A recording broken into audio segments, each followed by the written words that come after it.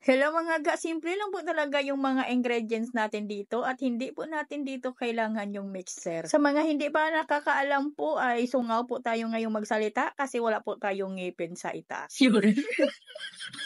At kahit sungaw yung pagsalita natin na minsan ay hindi maintindihan, ay berada pa rin si Inday, ay bahala na po kayo dyan.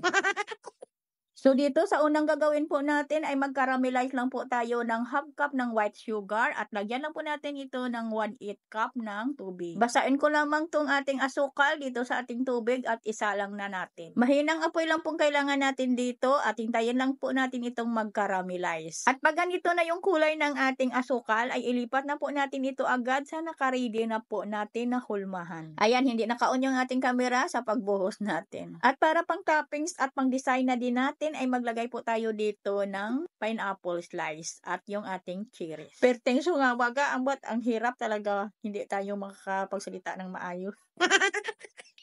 At ito itabi lang muna natin ito. Gagawa na tayo ng ating mixture. So dito sa ating mixture, gagamit lang po tayo ng 3/4 cup ng white sugar. Pwedeng magdagdag kung gusto nyo na matamis talaga. 2 piraso na large na itlog at 1 teaspoon ng vanilla extract. At haluin muna natin ito nang mabati na din yung ating itlog. At lagyan natin ito ng 1/4 cup ng mantika at 1/2 cup ng evaporated milk. 3/4 cup na tubig at 1/2 teaspoon asin. At tunawin muna natin yung ating asin at asukal bago po natin ito lagyan ng harina. So dito gagamit lang po tayo ng 2 cups ng all-purpose flour. Ay, nako po, tabang mananabang. At 1/2 tablespoon ng baking powder at 1/4 teaspoon ng baking soda. At haluin lang po natin ito hanggang sa kuminis yung ating mixture na wala na po yung mga lumps. At huwag lang po natin itong ma-overmix. Simple lang po talaga yung ating upside down mamon ito mga ga. At lutuin po natin ito agad sa ating steamer at kailangan bago po natin ito isalang ay kulong-kulo na po yung tubig sa ating steamer.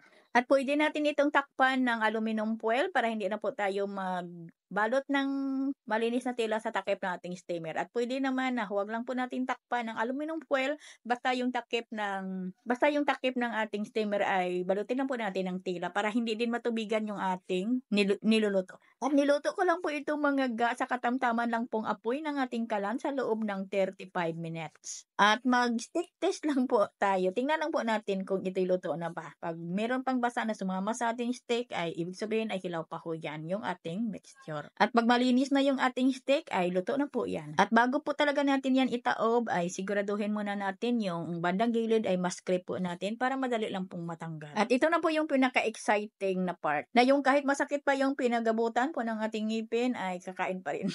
Kasi nakakatakam eh. At maraming salamat mga ga. Ito pong inyong kainday at bye-bye.